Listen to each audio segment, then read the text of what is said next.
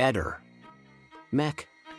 Pallister. Le indagini sul caso Resinovic da parte della squadra mobile della questura, coordinata dal pubblico ministero Maddalena Kergia, proseguono. Stavolta si sono concentrate su Laura Grassi e Giuseppe Gramegna, i famosi amici di romance di Liliana e Sebastiano. Il GIP Luigi Dainotti ha disposto che venisse analizzato l'hard disk consegnato da Visintina alla coppia.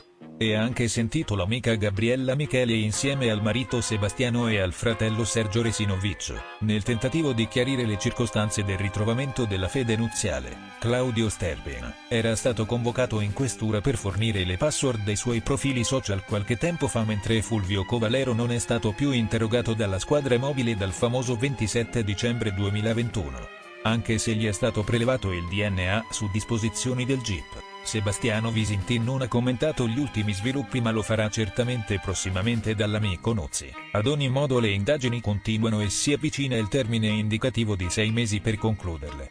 Ehi, non dimenticare di iscriverti a questo canale.